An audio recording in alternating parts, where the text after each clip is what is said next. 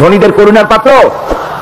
কোরআনে কারীমে আল্লাহ বলেন ওয়াল্লাযীনা ফী আমওয়ালিহিম হাক্কুন লিস-সাইলি ওয়াল মাহরুম।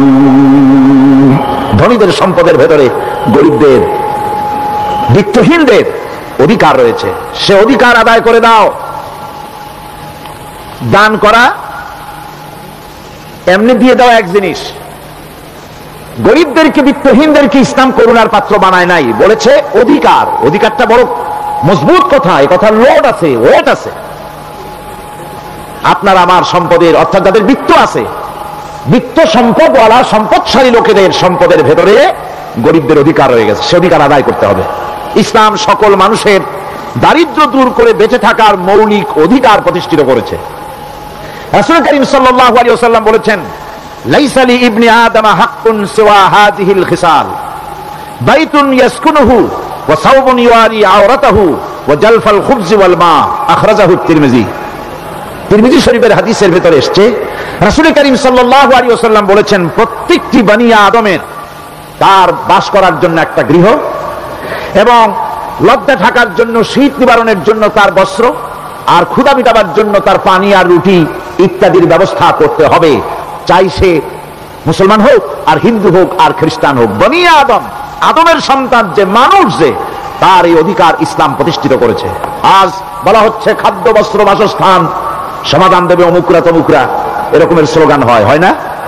ওরা দিতে পারবে না, ওরা দিতে পারে নাই। খাদ্য, বস্ত্র, শিক্ষা, চিকিৎসা, বাসস্থানের গ্যারান্টি দিয়েছে কোরআন, দিয়েছে আল্লাহ রসুল জনাব মুহাম্মদ রাসূলুল্লাহ সাল্লাল্লাহু আলাইহি ওয়াসাল্লাম। ইসলাম অর্থনৈতিক নিরাপত্তার জন্য যে সব পন্থা অবলম্বন করেছে, সেটা হচ্ছে যে সমাজের কর্মক্ষম সকল ব্যক্তি রুজির জন্য পরিশ্রম করবে, কেউ বসে থাকতে পারবে না। এটা হচ্ছে ইসলামের নিয়ম, কেউ বসে থাকতে পারবে না। কোরআনে কারীম বলছে ফাইদা কুদিয়াতিস সালাতু ফান্তাশিরু ফিল আরদ ওয়াবতাগু মিন ফাদলিল্লাহ। ফাইদা কুদিয়াতিস সালাত, যখন তোমার নামাজ সম্পূর্ণ হয়ে গেল, ফান্তাশিরু ফিল আরদ, ছড়িয়ে পড়ো আমার জমিনের উপরে, ওয়াবতাগু মিন ফাদলিল্লাহ, আর আমার অনুগ্রহ অনুসন্ধান করো। রুজি কামানো কোনো খারাপ জিনিস না। কেউ মনে করে সারাদিন বসে বসে আল্লাহর জিকির করব, কেউ দুনিয়াটারে ঝামেলা মনে করে জঙ্গলে চলে যেতে চায়, এটা নিয়ম না। আপনি বসে থাকতে পারবেন না, আপনাকে কাজ করতে হবে। রুজি কামাই করাটাকে কোরআনে কারিমে এতটা সম্মান দিয়েছে, যেটাকে ফদলুল্লাহ বলা হয়েছে। ফদলুল্লাহ, এটা আল্লাহর অনুগ্রহ, সুবহানাল্লাহ বলেন। এটাকে ফদলুল্লাহ বলা হয়েছে, এটা জিনাতুল্লাহ বলা হয়েছে। আপনি যে কাপড় চোপড় ব্যবহার করেন, এই কাপড় চোপড়ের ব্যাপারে আল্লাহ পাক প্রশংসা করেছেন, কাপড় চোপড় সুন্দর করতে বলেছেন। তারপরে রুজি রোজগার হালাল করতে বলা হয়েছে, এবং রুজি কামাবার ব্যাপারে হালাল ভাবে রুজি কামাবার জন্য ইন্সপিরেশন দেওয়া হয়েছে কোরআন এবং হাদিসে। রাসূল করিম সাল্লাল্লাহু আলাইহি ওয়াসাল্লাম বলেছেন আল কাসিবু হাবিবুল্লাহ, সহজে যে উপার্জন করে সে আল্লাহর বন্ধু।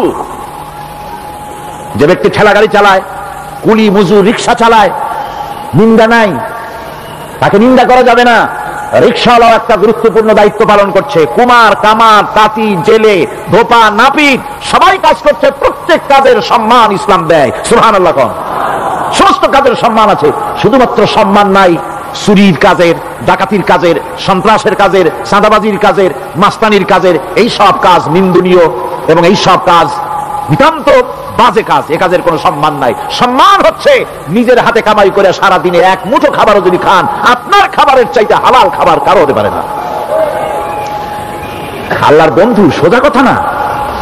আল কাসিবু হাবিবুল্লাহ, সহজ উপার্জনের এত বরকত। সেজন্য অর্থনৈতিক নিরাপত্তার জন্য সমাজের প্রত্যেকটি কর্মক্ষম লোককে কাজ করতে হবে। কি করতে হবে?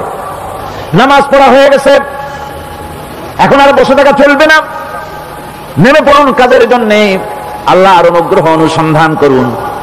এরপরে আল্লাহ পাক বলছেন আমার অনুগ্রহ রুজি কামাও, আর রুজি কামাবার সময় আযকুরুল্লাহ যিকরান কাসীরা লাআল্লাকুম তুফলিহুন। আর জিকির করবা আমার বেশি, আমার জিকির করবা। বলা হচ্ছে রুজি অনুসন্ধান করো, আর বলা হচ্ছে আমার জিকির করো। তো জিকির আর রুজি সন্ধানের ভিতরে সামঞ্জস্য কি? সামঞ্জস্যটা হচ্ছে এই যে আপনি যখন উযকুরুল্লাহ কাসীরান, আপনাকে বেশি করে জিকির করতে হবে। জিকির মানে কি? স্মরণ করা। জিকির মানে কি? স্মরণ করা। আল্লাহকে স্মরণ করেন। রুজি যখন কামাতে যাবেন স্মরণ করবেন কারে? চিল্লা এখন কারে? আপনি রুজি কামাবার জন্য চাকরি করতেছেন, অফিসে বসে যদি আল্লাহ রাব্বুল আলামিন আপনার স্মরণে থাকে তাহলে ঘুষ খাওয়া আপনার জন্য সম্ভব হবে না। কথা ঠিক কিনা? আল্লাহ পাক বলছেন রুজি কামাবার জন্য তুমি যে পরিশ্রম করবে ওই পরিশ্রমের সময় বেশি বেশি জিকির করো, আমারে স্মরণ রাখো। অফিসে বসে যখন তুমি কাজ করবে আমি যদি স্মরণে থাকি তাহলে তুমি ঘুষ খাইতে পারবে না। তুমি জমিন চাষ করবে, জমিন চাষ করার সময় আমি যদি তোমার স্মরণে থাকি জমিনের আইল ঠেলা তোমার পক্ষে সম্ভব হবে না। যত রকমের রুজির রোজগারের পথ আছে আমাকে স্মরণ করো, খারাপ পথ থেকে বাঁচো, হালাল ভাবে রুজি কামাও। হালাল রুজির ভিতরে আল্লাহ রাব্বুল আলামিন বরকত দিয়ে দিবেন। আর কাজ করার জন্য বলা হয়েছে, রাসূল করিম সাল্লাল্লাহু আলাইহি ওয়াসাল্লাম বলেছেন ইজা সাল্লাইতুমুল ফাজরা ফালা তানুমু আন তালবি আরযাকুকুম। ফজরের নামাজ পড়া হয়ে গেছে, ঘুমায়ো না। আমাদের একটা আম অভ্যাস হয়ে গেছে ফজরের নামাজ পড়ে ঘুমানো। হাদিস শরীফে বলা হচ্ছে ফজরের নামাজ পড়া হয়ে গেছে, ঘুমায়ো না। রুজি তালাশ করো, রিজিক তালাশ করো, নিজের সাহায্য করো, অন্যকে সাহায্য করো, নিজের সংসারের জন্য কাজ করো, অন্যের জন্যও করো। হালাল ভাবে রুজি কামাই করে বউকে একটা ব্লাউজ কিনে দিয়েছেন, একটা শাড়ি কিনে দিয়েছেন, বাচ্চাকে ক্লাসের বই কিনে দিয়েছেন, বাজার থেকে মাছ তরি তরকারি কিনেছেন। অক্ষম ব্যক্তিদেরকে সহযোগিতা করবে, যারা নাকি উপার্জন করতে পারে না ওই জাতীয় লোকদেরকে তারা সহযোগিতা করবে। ওয়াকফুলু গানিয়ুহুম ফাকিরাহুম, সেই সমাজের যারা নাকি সামর্থ্যবান তারা রোজগার করবে এবং গরিবদেরকে সহযোগিতা করবে। আল্লাহর নবী বলেছেন সে ব্যক্তি মুমিন নয়, সে ব্যক্তি মুমিন নয়, সেই ব্যক্তি মুমিন নয়। সাহাবায়ে কিরাম হতচকিত হয়ে উঠলেন, প্রশ্ন করলেন নবীজি কোন ব্যক্তি মুমিন নয়? আল্লাহর নবী বলেন যেই ব্যক্তি পেট পরে আরাম করে ঘুমায় গেল এ কথা জানার পর, যে তার প্রতিবেশী না খেয়ে শুয়ে আছে, ক্ষুধার যন্ত্রণায় কাতরাচ্ছে, এ কথা জানার পরে যেই মুসলমান ব্যক্তি আরাম করে পেট ভরে খেয়ে ঘুমায় সে কখনো মুমিনের দাবি করতে পারে না, মুমিন হতে পারে না। কত বড় কথা! ইসলাম মানুষকে তাগিদ করেছে তার প্রতিবেশীর উপরে লক্ষ্য রাখার জন্য, তার প্রতিবেশীকে লক্ষ্য রাখার জন্য, গরিব মানুষের প্রতি লক্ষ্য রাখার জন্য। রাসূল করিম সাল্লাল্লাহু আলাইহি ওয়াসাল্লাম বলছেন আইয়ু রাজুলিন মাতা দিয়ান বাইনা আগনিয়া ফাকাদ বারিয়াত মিনহুম জিম্মাতুল্লাহি ওয়া রাসূলুহু। আল্লাহর নবী বলেন কোন ধনী ব্যক্তিদের মাঝে কোন গরিব প্রতিবেশী যদি না খেয়ে মারা যায় তাহলে ওই এলাকার বিত্তশালী লোকদের সাথে আল্লাহর সমস্ত সম্পর্ক, রাসূলের সব সম্পর্ক ছিন্ন হয়ে যায়। কে বলতে পেরেছে এত বড় কথা? মানুষের অর্থনৈতিক নিরাপত্তার জন্য কত বড় কথা বলেছে ইসলাম, বলেছে বিশ্বনবী জনাবে মুহাম্মদ রাসূলুল্লাহ সাল্লাল্লাহু আলাইহি ওয়াসাল্লাম। আল্লাহ রাব্বুল আলামিন বলেন ধনীদের হাতেই যেন সম্পদগুলি পুঞ্জীভূত হয়ে না যায়, কাইলা ইয়াকুনা দুলাতাম বাইনাল আগনিয়াই মিনকুম, তোমাদের ধনীদের হাতে যেন সম্পদগুলি, সমাজের সম্পদগুলি যেন পুঞ্জীভূত না হয়, সেগুলি বরং ছড়িয়ে আস্তে করে যেন সমস্ত গরিব যেন সাধারণের কাছে যেতে পারে সে ব্যবস্থা করতে হবে। যাকাত প্রদানের মাধ্যমে ধনীদের কাছ থেকে নিয়ে গরিবদেরকে দিয়ে দিতে হবে। আর বুখারী শরীফের সারা ফাথুল বারীতে হাফেজ ইবনে হাজার আসকালানী রাহিমাহুল্লাহ তিনি বলেছেন যাকাত যদি ধনীরা না দেয়, যদি কেউ দিতে বাধা দেয়, ফামানিমতানা উখিযাত বিহি কাহরান, যদি যাকাত না দেয় জবরদস্তি করে যাকাত আদায় করে নিবে গভর্নমেন্ট, যাকাত দিতেই হবে। মুনকিরিনে যাকাত, যারা যাকাত দিতে অস্বীকার করেছিল, হযরতে সিদ্দিক আকবর, হযরতে আবু বকর সিদ্দিক রাদিয়াল্লাহু তাআলা আনহু, তিনি তাদের সম্পর্কে বলেছিলেন ওয়াল্লাহি লাউ কাতিলান্না মান ফাররাকা বাইনাস সালাতি ওয়াজ যাকাত, অবশ্যই আমি ওই সম্প্রদায়ের লোকের বিরুদ্ধে যুদ্ধ ঘোষণা করব যারা নামাজ আর যাকাতের মধ্যে পার্থক্য সূচিত করবে, যারা নামাজ তো পড়বে কিন্তু যাকাত দিবে না, সরকারের কাছে যাকাত আদায় করবে না, তাদের বিরুদ্ধে যুদ্ধ ঘোষণা করব। ইসলামী সরকার যদি প্রতিষ্ঠিত হয় তাহলে এই যাকাত আদায় করা হবে। যাকাত কেউ নিয়ে বসে থাকতে পারবে না, যাকাত আদায় করা হবে। আমাদের দেশে নিয়ম মাফিক যদি যাকাত আদায় করা হতো, এই দেশ যদি ইসলামী গভর্নমেন্ট হতো, আল্লাহ যেন দয়া করে করে দেন, কন্যা আমিন। আল্লাহ পাক যদি দয়া করে দেশটার ইসলামী রাষ্ট্র বানায় দেন তাহলে যাকাত তো আদায় করে নেওয়া হবে, জাকাত দিতে আপনি বাধ্য, গরিব মানুষ থাকবে না। এখনো বাংলাদেশের নিয়ম মাফিক যদি জাকাত আদায় করা হয়, নিয়ম মাফিক মানে সোনার জাকাত, রূপার জাকাত, নগদ ক্যাশের জাকাত, ফসলের ওষুধ সঠিকভাবে যদি আদায় করা হয়, তো একেবারে কম করে হলেও 1000 কোটি টাকা জাকাতের টাকা কালেকশন হতে পারে। এটা কি কম কথা? 1000 কোটি টাকা, এই টাকা আদায় করা হচ্ছে না। এই টাকা আদায় না করার কারণে যে শূন্যতার সৃষ্টি হচ্ছে, এই ভ্যাকুয়ামকে পূর্ণ করার জন্য এগিয়ে এসেছে 7 সমুদ্র 13 নদীর উপর থেকে এনজিওরা। এনজিওরা এসে আমাদের দেশে, সব এনজিও খারাপ আমি তা বলি না, বহু এনজিও আছে যারা এদেশের উন্নয়নের, আর্থসামাজিক উন্নয়নের জন্য তারা প্রচেষ্টা করছে, রাস্তাঘাট, স্কুল কলেজ, চিকিৎসা ইত্যাদির দিকে কাজ করছে। যতগুলি এনজিও আমাদের দেশে আছে তার ভিতরে 52টা এনজিও গোনা বাছা যারা ইসলামের প্রকাশ্য দুশমন, আর এর শীর্ষস্থানে আছে ব্রাক। এই এনজিও গুলি তারা আমাদের দেশে এসে সুদি কারবার শুরু করেছে, পরিপূর্ণভাবে সুদের কারবার। ব্যাংকের থেকে যদি আপনি লোন নেন তাহলে 15 or 17% ইন্টারেস্ট দিতে হবে, আর ওদের কাছ থেকে যে সুদ, যে টাকা নেওয়া হয় সেই টাকায় গ্রামীণ ব্যাংক থেকে শুরু করে ব্রাক বলেন, কারিতাস বলেন, অক্সফাম বলেন, এডাপ বলেন, যেগুলি আছে এগুলি সুদ নেয় 30 থেকে 34% পর্যন্ত। গোটা জাতিকে গ্রাম পর্যায়ে তারা সুদের নিবিড় চাষ করতেছে, ঘরে ঘরে সুদ পৌঁছে দিয়েছে, মুসলমান নারীদেরকে বেহুলমতি করেছে, ইসলামের ঐতিহ্য ধ্বংস করতেছে, নারীদেরকে বিপর্দা করতেছে, আমার দেশের ফ্যামিলি স্ট্রাকচারকে এনজিওরা ধ্বংস করে দিচ্ছে।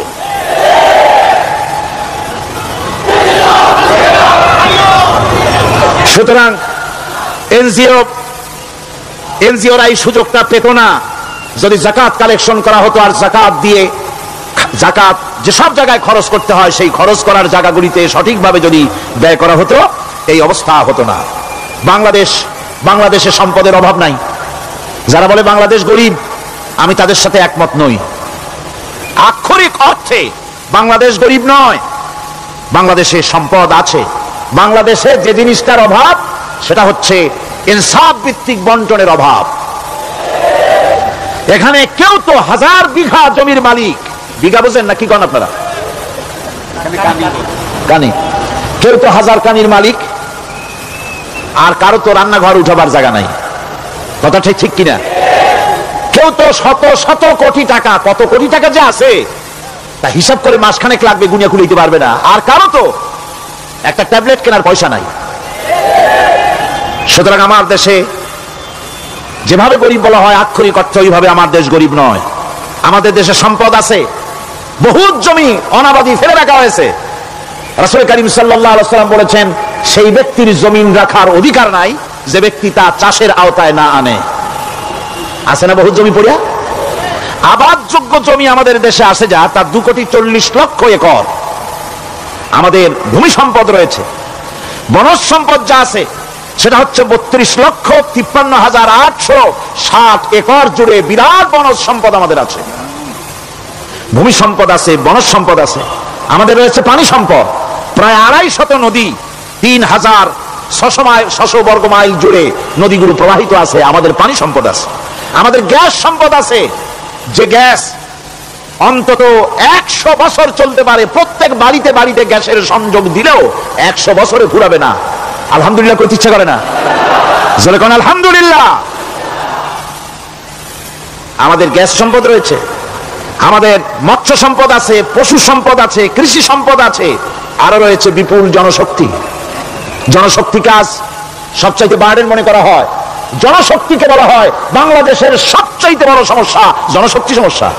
এটা হচ্ছে যে সরকার আসে তারই ভূতে পায়, যে যায় লঙ্কা সে আর মানুষ হালে ফেরে না, মানুষগুলি তার জন্য জ্বালা। অথচ এই মানব শক্তি হচ্ছে শ্রেষ্ঠ শক্তি। ইউনিভার্সিটি জনমের মতো না বাড়াইয়া, এখন তো ইউনিভার্সিটি দাবি করতেছে সকলে, গ্রামে গঞ্জে থানায় রান্নাঘরে সব জায়গায় আমাদের ইউনিভার্সিটি দাও। আর ইউনিভার্সিটির ফজিলত কি তা তো আমরা দেখতেইছি। এর থেকে বেশি করে পলিটেকনিক ইনস্টিটিউট, ভোকেশনাল ইনস্টিটিউট, ইত্যাদি যদি বানানো হতো, ভিক্ষার হাতকে কর্মীর হাতে যদি পরিণত করা যেত, মানুষগুলিকে যদি কর্মক্ষম করা যেত, তাদেরকে যদি মডার্ন টেকনোলজি যদি শিক্ষা দেওয়া যেত, তাহলে এই মানব শক্তি রপ্তানি করে বা পৃথিবীর বিভিন্ন দেশ থেকে মূল্যবান বৈদেশিক মুদ্রা অর্জন করা যায়। সেটা না করে মানুষ হইছে জ্বালা, জনমের মতো এদেরকে মারো। এটা হচ্ছে ট্রেনের থার্ড ক্লাস প্যাসেঞ্জার্স মেন্টালিটি। সেটা কিরকম? সেটা হচ্ছে ট্রেনে যখন মানুষ চলে তৃতীয় শ্রেণীতে, একবার উঠে বসলে সে অন্যের জন্য জায়গা ছাড়ে না। জায়গা খালি আছে, আরেকজন এসে বললে ভাই আমার একটু বসতে দাও, কয় না ভাই এখানে লোক আছে। আসলে কিন্তু লোক নাই। আপনি যদি বলেন যে সেই লোক আসলে আমি জায়গা ছেড়ে দেবো, ততক্ষণ তো বসি। আপনি বসলেন, এরপরে আপনি তো বুঝছেন যে লোকটা ফাঁকি দিছে, ওই চিন্তা আপনার মধ্যেও ঢুকবে, আরেকজন আসবে, বসার জায়গা আছে, আপনি বলবেন না এখানে জায়গা নাই। ট্রেনের থার্ড ক্লাস প্যাসেঞ্জারদের যে মন মানসিকতা, বর্তমান মুসলিম দেশগুলির সরকার প্রধানেরা ঠিক ট্রেনের থার্ড ক্লাস প্যাসেঞ্জারদের চাইতেও থার্ড ক্লাস। মানব শক্তিকে কাজে লাগাবার চিন্তা না করে উল্টা চিন্তা তারা করছেন। এত সম্পদ থাকা সত্ত্বেও বাংলাদেশ আজ যে অভাব সৃষ্টি হয়েছে তা কৃত্রিম, এবং তা সৃষ্টি হয়েছে এটা এর একমাত্র দায়ী এর জন্য রাজনৈতিক ষড়যন্ত্র। রাজনৈতিক ষড়যন্ত্রের কারণেই এই অভাব সৃষ্টি হয়েছে। গোড়া থেকেই আমাদের দেশটি ষড়যন্ত্রের শিকার। প্রথমে ব্রিটিশ বেনিয়ারা 200 বছর পর্যন্ত গোলামীর জিনজির পরিয়ে দিয়েছে। 200 বছর গোলামীর পর দ্বিজাতি তত্ত্ব এবং মুসলিম সংখ্যাগরিষ্ঠতার ভিত্তিতে 47-এর আজাদী, তারপর পশ্চিমাদের শোষণ বঞ্চনা থেকে মুক্তি লাভের জন্য 71-এর আজাদী, এরপরে দেশের 90% হচ্ছে মুসলমান। 90% কারা? চিল্লায় বলেন না কারা? পৃথিবীর এই দ্বিতীয় বৃহত্তম মুসলিম জনগোষ্ঠীকে খ্রিস্টান আর ইহুদিরা তারা চেয়েছে জনগণকে খ্রিস্টান বানাতে। আমাদের দেশের জনগণকে তারা চায় খ্রিস্টান বানাতে। যারা কমিউনিস্ট তারা চায় আমাদেরকে নাস্তিক বানাতে। আর পার্শ্ববর্তী দেশের পেইড এজেন্টরা আমাদের দেশে আছে, তারা চায় পৃথিবীর নিকৃষ্টতম কুহুরি মতবাদ, ধর্ম নিরপেক্ষ মতবাদের মাধ্যমে গোটা জাতিকে ধর্ম থেকে দূরে সরিয়ে দিতে চায়। সুতরাং এই ষড়যন্ত্রের শিকার হয়ে আছে বাংলাদেশ। বাংলাদেশের এই আর্থসামাজিক প্রেক্ষাপটে ইসলামের বিধান ছাড়া, আল্লাহর দেওয়া বিধান ছাড়া এর কোনো মুক্তি নাই, এর নাজাতের কোনো পথ নাই। আল্লাহ রাসূল ক্ষমতা আরোহণ করলেন, রাষ্ট্রের মালিক হলেন, প্রেসিডেন্ট হলেন। রাসূলুল্লাহ কি হলেন? আল্লাহর নবী প্রেসিডেন্ট হলেন। সমাজের গরিব দুঃখীদের ব্যাপারে নবীজি বললেন, মান তারাকা মালান ফালওয়ারাসাতিহি ওয়া মান তারাকা দিয়ান আও কুল্লা ফালিয়াতিনি ফাইন্না মাওলাহু, রাওয়াহুল বুখারী। নবীজি বলেন, যে ব্যক্তি মারা গেল, মরে যাওয়ার পর তার যে সম্পদ থাকবে, এই সম্পদগুলি সে যে সন্তান স্ত্রী পুত্র যাদের রেখে গেছে তা তাদের জন্য। আর যদি সে ঋণগ্রস্ত, যদি ঋণ অবস্থায় সংসারকে রেখে যেয়ে থাকে, তাহলে তার ঋণের বোঝা, ঋণের পরিশোধের দায়িত্ব আমি মুহাম্মদ সাল্লাল্লাহু আলাইহি ওয়াসাল্লাম নিয়ে নিলাম। সমাজের যার কোনো অভিভাবক নাই তার অভিভাবক আমি মুহাম্মদ সাল্লাল্লাহু আলাইহি ওয়াসাল্লাম। যার কোনো অভিভাবক নাই সেজন্য আমার কাছে চলে আসে। ইসলামী রাষ্ট্র এই বিধান পেশ করেছে। এর চাইতে সুন্দরতম বিধান পৃথিবীতে আর কেউ দিতে পারে নাই। সেজন্য সেই সমাজে চুরি বন্ধ হয়েছে, ডাকাতি বন্ধ হয়েছে, জিনা বন্ধ হয়েছে, সব বন্ধ হয়ে গিয়ে সুন্দর একটি সমাজ প্রতিষ্ঠিত হয়েছিল। আর রাসূল বলেছিলেন, খায়রুল কুরুনে কারনি, সর্বশ্রেষ্ঠ যুগ হলো আমার যুগ। সুবহানাল্লাহি ওয়া বিহামদিহি। মানুষ দরজা খুলে ঘুমায়েছে, কারো ক্ষুধার কষ্ট নাই, পড়ার কষ্ট নাই, খাবারের চিন্তা নাই, চুরি ডাকাতির ভয় নাই, ভয় মুক্ত। ওই যে গতকাল বলেছিলাম, যেমন একটা সমাজ আসবে, খাব্বাব চিন্তা করো না, আমি কসম করছি এমন একটা সমাজ প্রতিষ্ঠিত হবে যেই সমাজে চুরি ডাকাতি জেনা ব্যভিচার হত্যা ধর্ষণ কোনো ভয় থাকবে না। লা ইয়াখাফু ইল্লাল্লাহ, আল্লাহ ছাড়া কারো কোনো ভয়, মনের ভিতরে ভয় থাকবে না। ওয়ালাকিন্নাকুম তাস্তাজিলুন, তোমরা বড্ড তাড়াহুড়ো করতেছো, বেসবর হচ্ছ, সবর করো, তাড়াহুড়ো করো না। এমন সমাজ আসবে। রাসূলুল্লাহ এরকম একটা সমাজ গোটা পৃথিবীবাসীকে উপহার দিতে পেরেছিলেন না পারেন নাই? পেরেছিলেন কিনা? সেই কথাই আল্লাহ রাব্বুল আলামিনের কথার সঙ্গে বার মিলান। লাইসাল বিররা আন তুওয়াল্লু ওয়ুজুহাকুম কিবালাল মাশরিকি ওয়াল মাগরিব, পূর্ব পশ্চিমে কত মাথা ঘুরালে, চেহারা ঘুরালে, এটাই কিন্তু তোমার পুণ্যবান হওয়ার জন্য, নেককার হওয়ার জন্য যথেষ্ট নয়।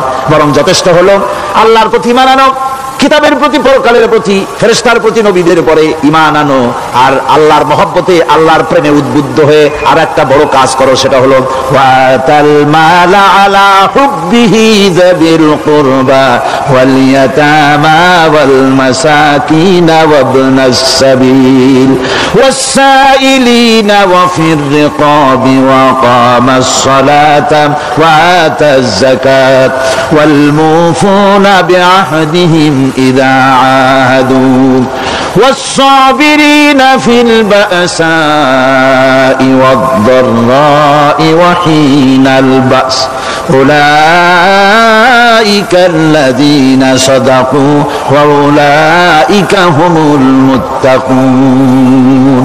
আরেকটি গুরুত্বপূর্ণ কাজ করতে হবে আল্লাহ পরকালে বিশ্বাস করার সাথে সাথে, সেটা হলো এই, তোমাদের জানের মতো প্রিয় ধন এবং সম্পদকে আল্লাহর মহব্বতে খরচ করতে হবে। সেজদা দিয়া কপালে দাগ লাগাইছো কিন্তু প্রতিবেশীকে সাহায্য করো নাই, গরিবদেরকে দাও নাই, এতিমকে দাও নাই, বোনকে ঠকাইছো, মেয়েকে ঠকিয়েছো, তোমার ওই সেজদায় কিয়ামতে কাজ দিবে না।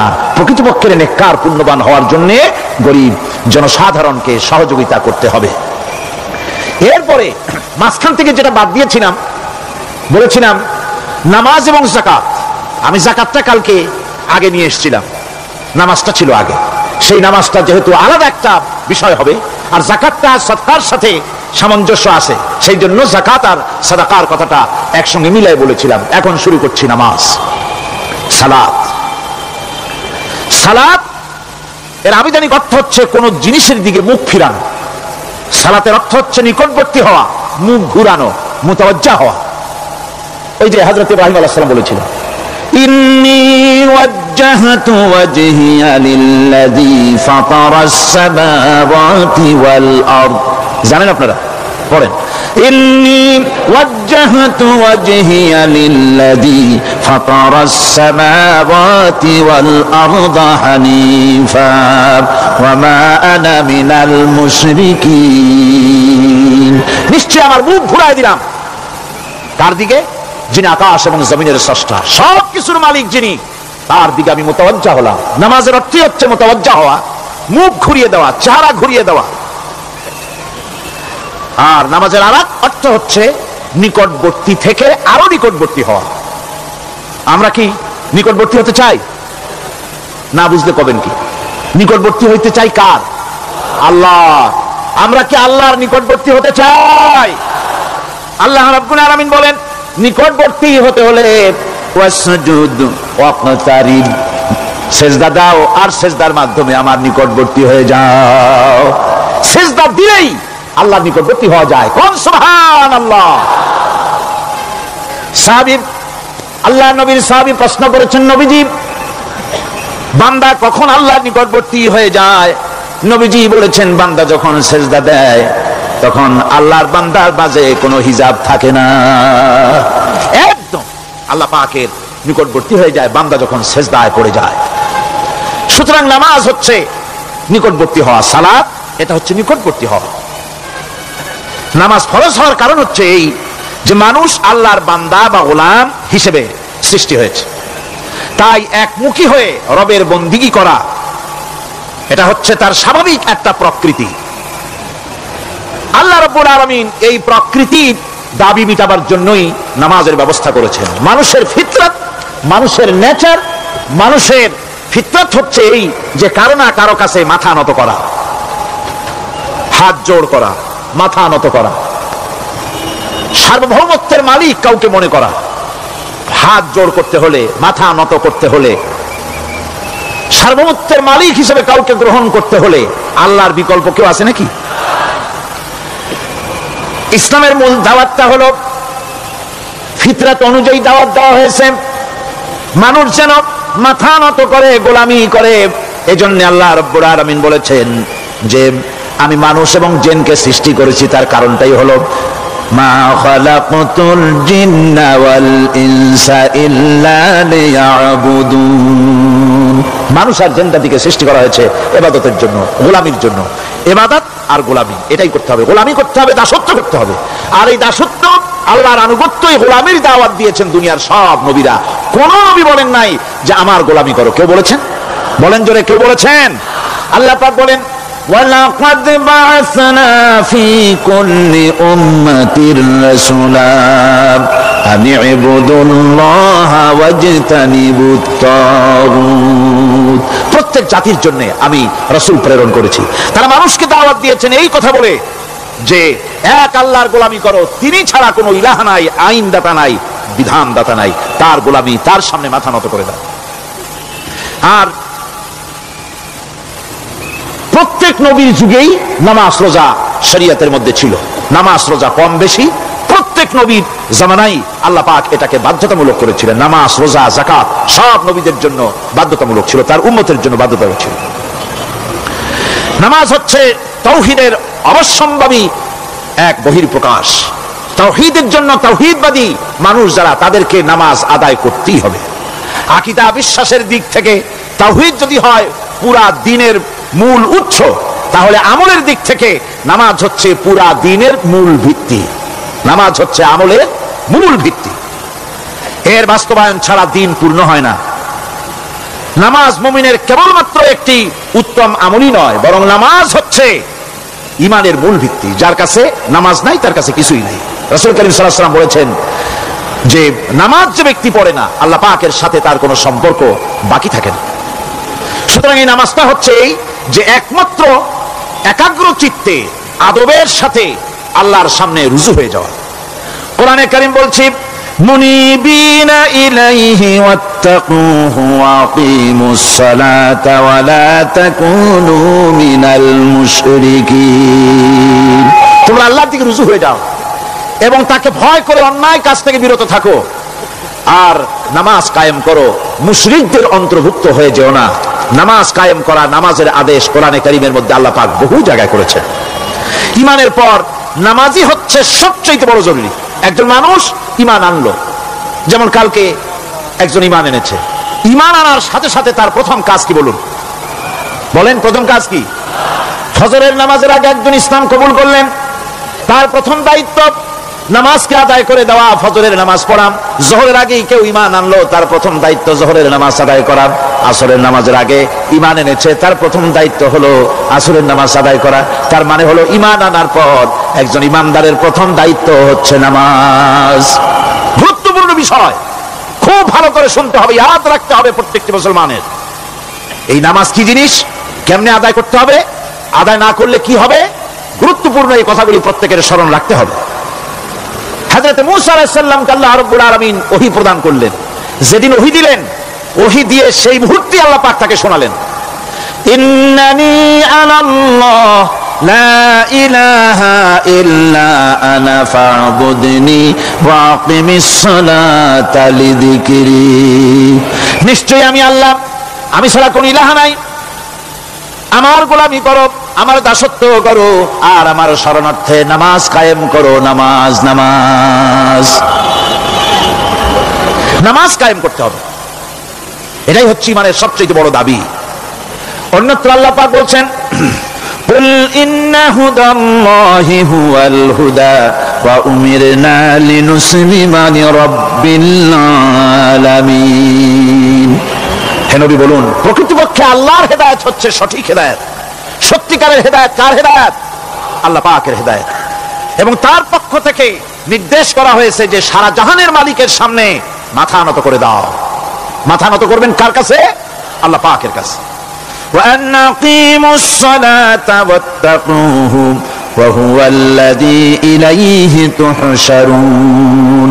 আর নামাজ প্রতিষ্ঠা করো, আল্লাহ রাব্বুল আলামিনের ভয়তে সমস্ত অপরাধমূলক কাজ থেকে, অসামাজিক কার্যকলাপ থেকে বিরত থাকেও। আর একদিন মনে রেখো, তোমাদের সকলকেই আল্লাহ রাব্বুল আলামিনের দরবারে উপস্থিত হতে হবে। নামাজ ঈমান থাকা না থাকার প্রমাণ। ঈমান আছে কি ঈমান নাই, এর প্রমাণ কি? নামাজ। আল্লাহ পাক বলছেন ফালা সাদ্দাকা ওয়ালা সাল্লা ওয়ালাকিন কাযযাবা ওয়া তাওয়াল্লা। কিন্তু না সে সত্য মেনে নিল, আর না সে সালাত আদায় করলো, বরং সত্যকে মিথ্যা মনে করে ফিরে গেল। নামাজটাই হচ্ছে একজন মানুষের সে মুমিন না কাফের তা প্রমাণ করার জন্য, এটাই হচ্ছে মূল কথা। কিয়ামতের দিন মানুষ যে জাহান্নামে যাবে, জাহান্নামের জন্য, জাহান্নামে যে সব কারণে যাবে তার মধ্যে বড় কারণ কালকে বলেছিলাম, দেখি মনে আছে নাকি? বড় কারণ কয়টা? আলহামদুলিল্লাহ মনে আছে। আল্লাহ রাব্বুল আলামিন বলেন